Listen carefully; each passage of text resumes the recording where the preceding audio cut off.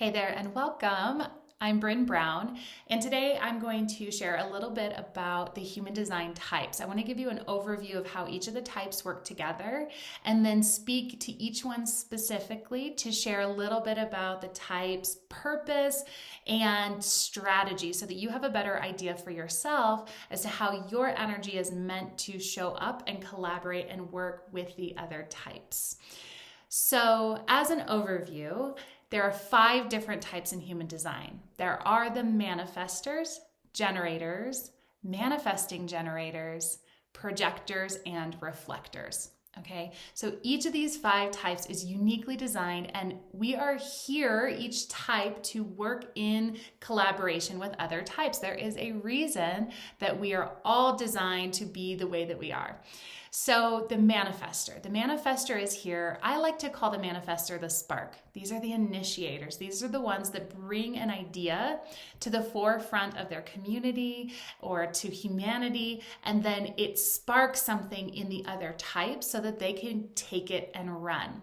Okay, so a manifestor is really designed to start things, to initiate things, and not necessarily to complete them.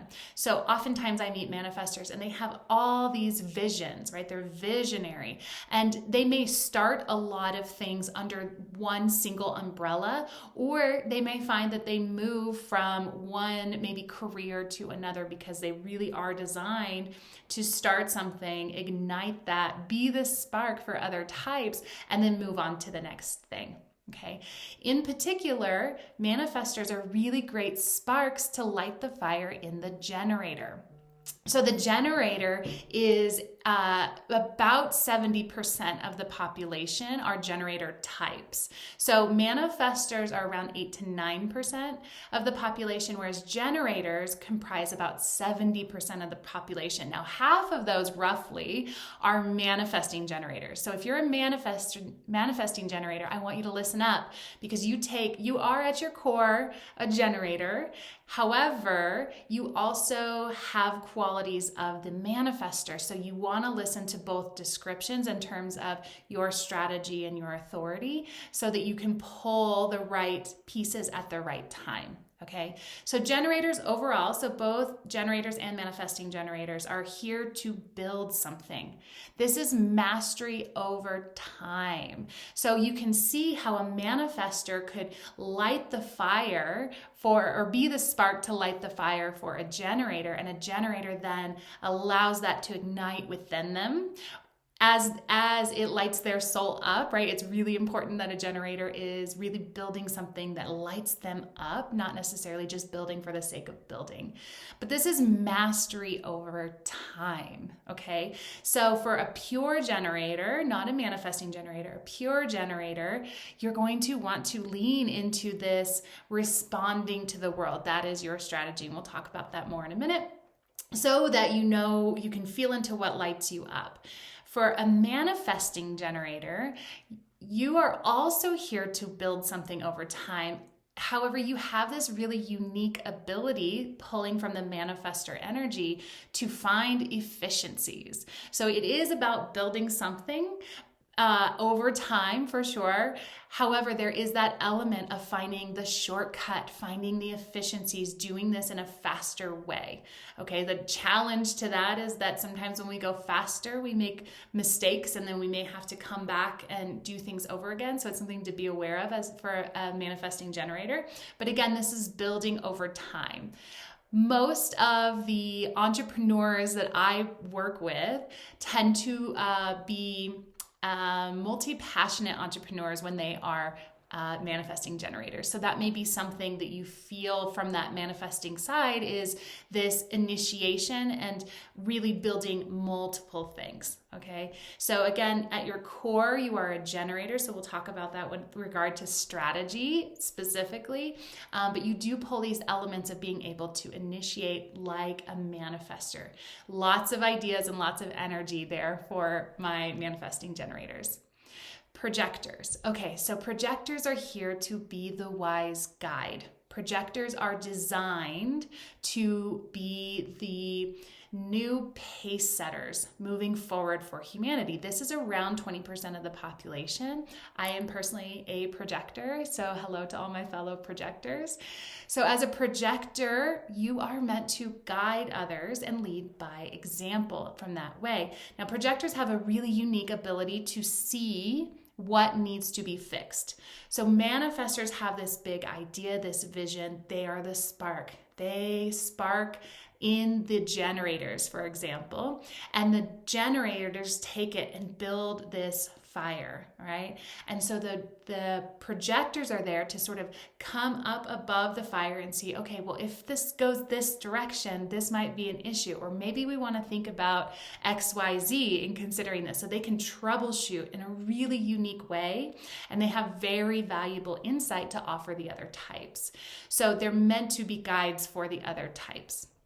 Okay, so reflectors. Reflectors are the most rare type. There's only about 1% to 2% of the population are reflectors. Now, reflectors are here to really reflect back the state of the collective, to mirror for the collective the best and the worst of humanity so that we can begin to move forward, evolutionarily speaking, progressively to make progress going forward as a collective humanity. So this is about healing, and it is about deep insights through reflection. Okay, so a reflector is a very rare type, and they have a wisdom that is very deep and deserves a tremendous amount of respect. Okay. They are also lunar beings. So if you're a reflector, nature and the phases of the moon are very important for you moving through life and allowing life to move through your energetic field. Okay, so that's an overview of how each type works together within humanity so that you have a better sense of where you sort of fit in terms of your energetic expression and the way that you're meant to show up energetically speaking in this world. Okay, so let's talk about each type and their strategy. So let's go back to manifestors. Manifestors are the only type that doesn't have to wait. Okay, you are the initiator. You are the one that gets to go out and start things. Now, your strategy is to inform. Okay, inform the people who matter, who need to know, inform them of what's going on. Now, manifestors, because you have so many visions and you're such a visionary and all of these ideas are flowing through, it can be hard for some people to keep up. So it's really important that you're informing them along the way so that they can take care of the things that need to be taken care of, and you don't have to concern yourself with that. It also helps on an interpersonal level for you to inform people of what you have going on for interpersonal communications. Okay, so for example, if you're a manifestor and you are partnered, you can't just rush out to the store on your own without saying anything. You need to at least inform your partner, right? Or take off to a weekend retreat. You need to inform your partner. They need to know these things, right? So it's really important that you are informing the people who matter. So if we think, you have this vision for a business, for example, and you're here to initiate that business, well, then we need to inform people around the vision and what's going on so that they can begin to build it. Okay, or perhaps a projector could offer some advice, or a reflector could, come in and mirror some of the things that need to be mirrored so that you can see the big picture. Okay, now when I say inform, I mean inform. I don't mean ask for opinions or feedback. So this is a real challenge for manifestors because it can kick up a lot of anger if they inform someone and then it creates dialogue, right? Or there's questions asked. Manifestors, you have a non-verbal creative flow. So it could be hard to articulate for you sometimes what's going on internally. That's why it's so important to inform people along the way. So you may be informing them, hey, I'm thinking of doing this thing. You may be informing them, hey, I'm running to Target. I'll be back in an hour. You may be informing them, hey, I've launched a new program or a new product. Would you like to get in on this, right? So there's different ways that you can be informing, but this is not necessarily to say, hey, I am thinking about going on this weekend retreat. What do you think, right? This is simply to inform. Personal example that I have is my husband as a manifester. Loves to be outdoors, and he loves to do that on the weekend. And I learned very early on that when he says, hey, I'm thinking of going to go fishing this weekend on Sunday, is that okay? He's not actually asking me if that's okay. He's simply informing me and wants to confirm that I know that that is okay. Now, in interpersonal relationships, of course, there is a respect level there, that we have an agreement that, I have a space to share my opinion and have a voice there. But for the most part, we have an understanding as well that that's simply an informing that he's doing. Okay. So that's a real life example. And it can be really valuable to understand this as a manifester, in particular for interpersonal relationships. Manifestors, you have a closed and what's considered a repelling aura. Because you have that non-verbal, creative flow, it is very difficult when you're interrupted. Okay, so it can be very difficult to be interrupted, and it can be difficult to articulate what's going on internally. It can be difficult to get back on track once you've been interrupted, and that can kick up that anger, right? So it angers you when you get interrupted.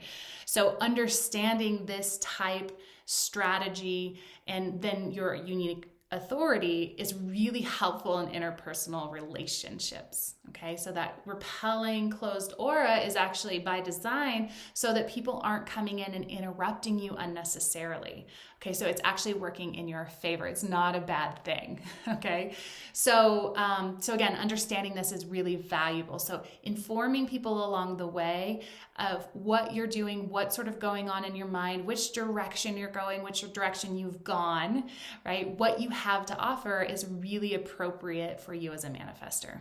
Okay. Generators. Okay, my generators are my dear sacral beings.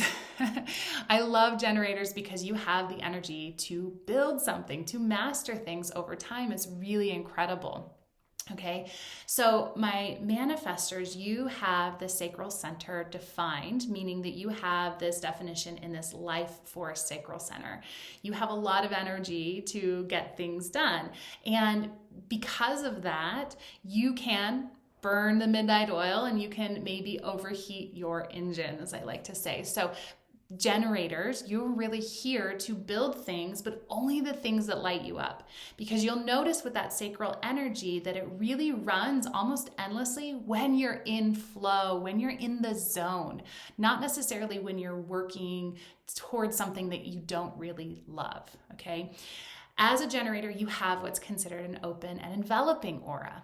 So energetically speaking, you are receiving everything in a really great capacity. So this is environmental influences, weather, other people who come into your energetic field. It's a really incredible energy to have. So you're open and enveloping. And the reason is that your strategy is to respond to life. So if you are here to respond and to build things and master over time, we have to know what lights you up. So you have this incredible ability to just sort of absorb everything that's going on so that you can listen to see what is it that's lighting you up in that moment. And then we can let that fire grow, right? And then we can build something. So for you, it's really important to understand what response is in life. Now, I mentioned that manifestors, you don't have to wait for anything. As a generator, you are waiting to respond to something, okay? Now, what are we responding to? So for example, if you have this desire to go on a vacation, perhaps, as a generator, you really do need to wait for some external stimulus to respond to. So for example, maybe you're thinking about going on vacation, you've been talking about going on vacation, I really need a vacation, right? So maybe internally a little bit you're responding to stress levels or something like that, right? I need a vacation. And then we see an ad, right? Travel Zoo pops into your email and the headline is, discounts to Hawaii, and that's where you're thinking of going. Or maybe you hadn't thought of that, but now you are, right? So we're responding to external stimulus, or perhaps somebody that that cares about you and that you are friends with, or a family member says, gosh, you seem really stressed lately, maybe you need a vacation, right? Boom, there is your something to respond to. Okay, so the bigger the decision, the more important it is for you to be in alignment with your authority, okay, in terms of decision making. So if you need to send an email, for example, to initiate something, and it has to go out today, and that's part of your job, you send the email. It's not that you're waiting for someone to say, hey, can you send me this email necessarily? Now, that might happen. In our day-to-day, we're going to have things that are maybe not going to feel like we're doing in response necessarily. But the bigger the decision, the more we're going to want to look for that external stimulus to respond to. So think, relationships and career and maybe living situations, things like that, things that are really big decisions for you. Okay. Now, manifesting generators, you're a little different. So yes, at your core, you are a generator. So your authority is to respond and then to inform. Okay. Now, we're not talking about authority here today, or your authority as much here today, because there are so many different types and we don't have time to get into that. But for your strategy, what we really want to make sure is that you are in response first, so looking for that stimulus, and then maybe you go back and listen to the manifestor, then informing. Okay, so we're not just, as a manifesting generator, it's very easy to lead with the manifestorness in you and to simply just start informing and taking lead and initiating. And we really need to back up and make sure that you are in response first. So it's really important that we begin to master that as a manifesting generator with all of that energy and all of those ideas. We tend to move so quickly that it can be a little bit of a challenge for you to slow down and wait for that response. And I can tell you with work with my clients, that's where the biggest progress is made for my Manny Gen clients, when we slow down a little bit. And we often say slow down to speed up. Okay, slow down to speed up, because we want to get in response first and then inform people appropriately. All right, so maybe go take a listen again to the generator section and then the manifestor section. Projectors, my dear fellow projectors, our strategy is to wait for the invitation.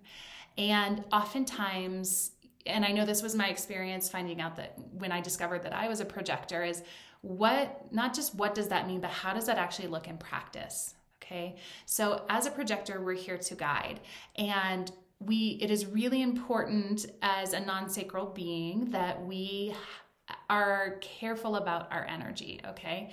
Our guidance is very potent as a projector, and it's not always welcomed. So we have, in terms of the aura, we have what's called a penetrating or cone-shaped aura.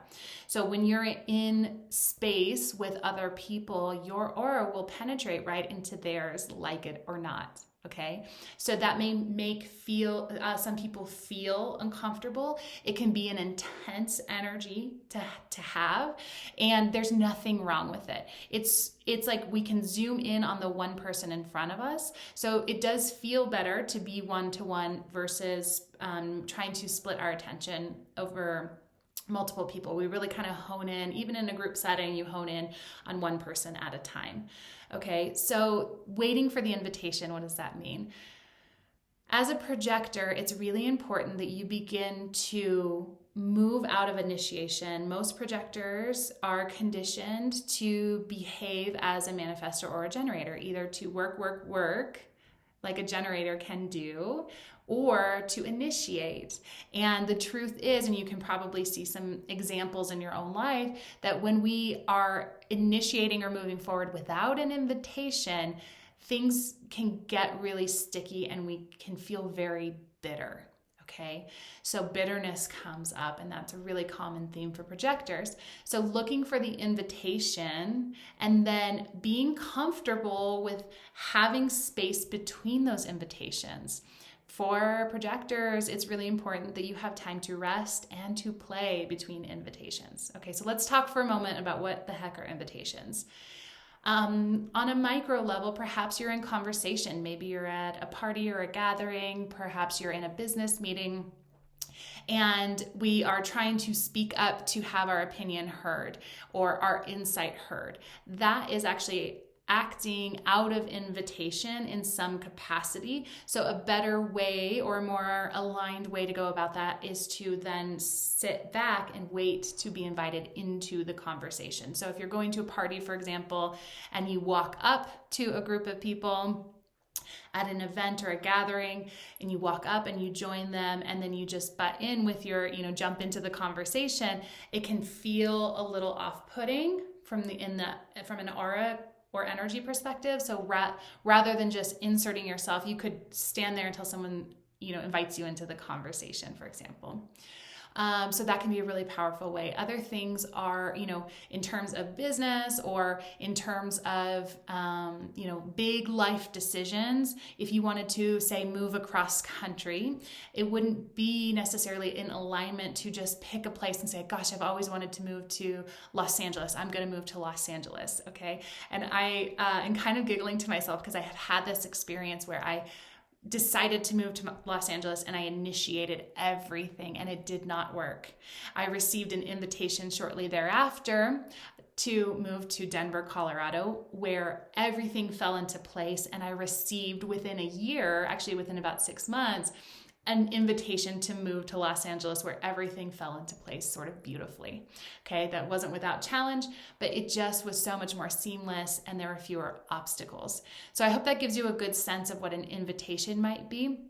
And I know it can feel like a challenge to start to understand, but look for the places where you're being invited to join community or invited to participate in something, or how we can position our business so that people invite us to share our offering with them. Okay.